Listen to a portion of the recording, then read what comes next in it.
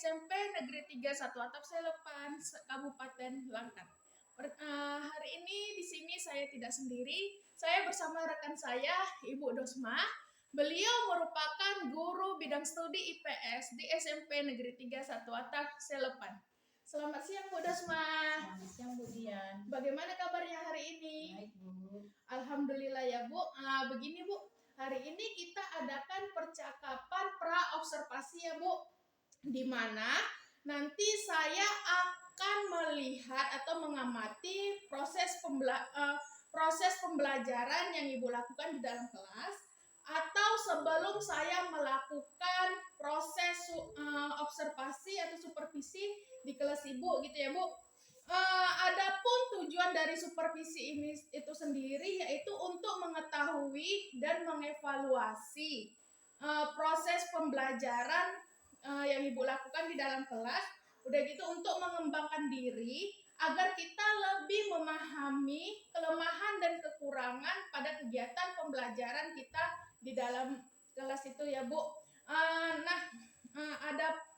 Dan kenapa kita melakukan percakapan pra-observasi ini, itu untuk sebagai awal persiapan awal sebelum kita melakukan observasi kegiatan pembelajaran yang Ibu lakukan di dalam kelas, dan gitu agar Ibu lebih siap nih dan percaya diri sehingga nanti memberikan pembelajaran yang terbaik kepada peserta didik, ya kan Bu?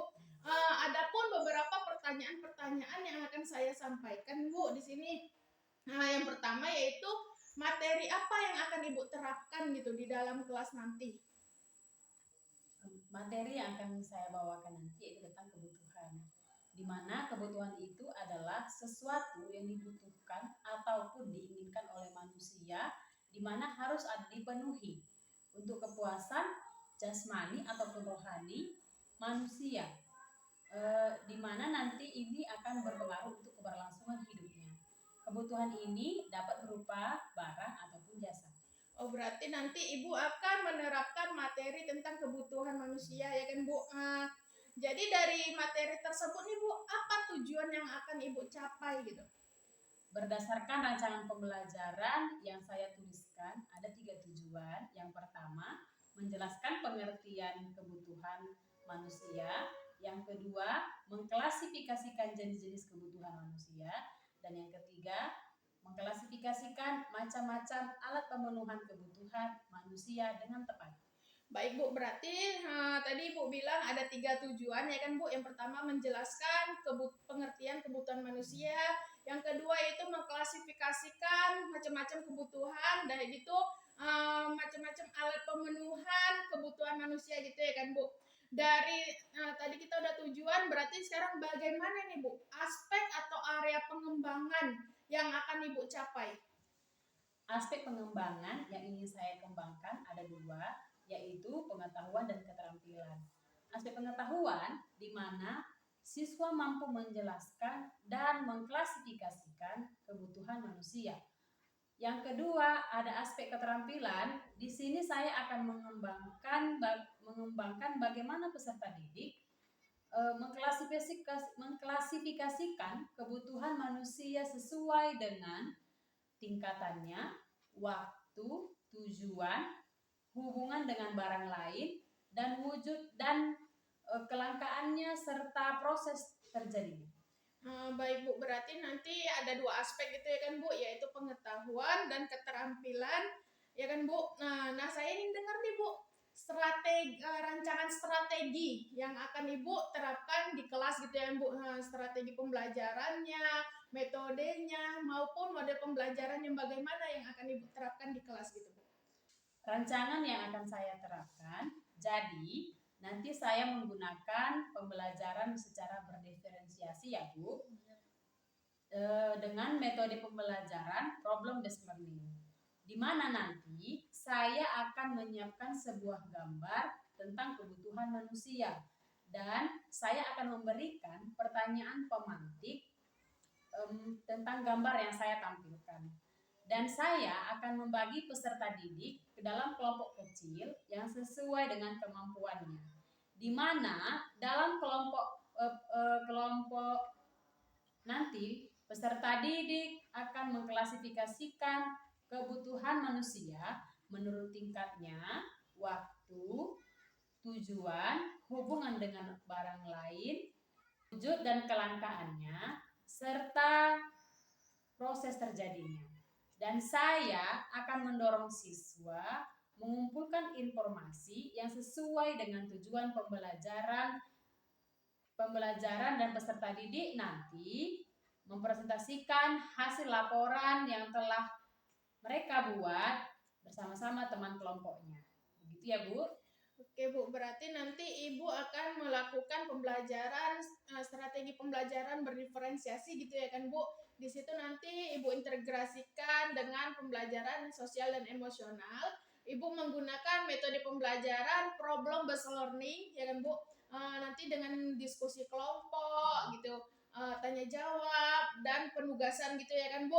Nah, berarti bagaimana dengan media pembelajaran yang akan Ibu gunakan nih? Oke, media pembelajaran yang saya gunakan gambar, LKPD atau lembar kerja, laptop, papan tulis, dan spidol. Berarti jadi nanti medianya itu tentang ada gambar gitu ya kan Bu, ada lembar kerja, laptop dan sebagainya gitu ya kan Bu. Jadi ini kan Bu, kita kan ini udah melakukan percakapan pra-observasi ya kan Bu. Jadi kita sepakati nih Bu, kapan Ibu akan menerapkan kegiatan pembelajaran tersebut, dan gitu pada hari apa, jam keberapa gitu Bu. Saya akan melakukannya pada hari Senin, pada les 1 dan 2, di kelas 7 ya Bu. Oke Bu, berarti nanti Ibu akan melakukannya pada hari Senin di les atau jam pertama dan kedua di kelas 7 ya kan, begitu ya kan Bu. Nanti saya akan datang nih ke kelas Ibu ya Bu. Nanti saya akan melakukan supervisi di kelas Ibu. Jadi sebelumnya saya informasikan nih kepada Ibu. Nanti saya akan mengamati dan mencatat hal-hal apa saja yang akan terjadi di dalam kelas tersebut. Udah gitu saya mau izin nih Bu. Saya mau izin nih. Saya akan mengambil atau membuat video dan foto-foto ya Bu. Baik Bu. Oke, jadi nih Bu, kita kan udah melakukan setelah percakapan perobservasi. Nah, nanti setelah Ibu melakukan kegiatan observasi atau pembelajaran di dalam kelas, kita akan mengadakan percakapan yang terakhir nih Bu, yaitu percakapan pasca observasi. Di mana nanti dalam percakapan pasca observasi tersebut saya didampingi oleh pengajar praktik saya Bu. Jadi sebelum kita akhiri nih Bu, kira-kira apa yang Ibu dapatkan dari percakapan kita hari ini?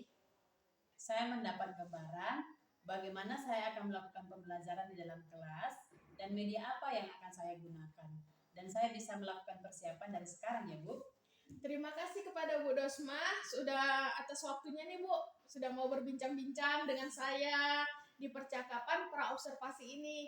Jadi dan nanti kegiatan observasi kita berjalan dengan lancar ya Bu, dan berjalan dengan baik gitu ya kan Bu, sesuai dengan keinginan kita ya kan Bu. Selamat siang Bu Dosma, terima kasih Ibu.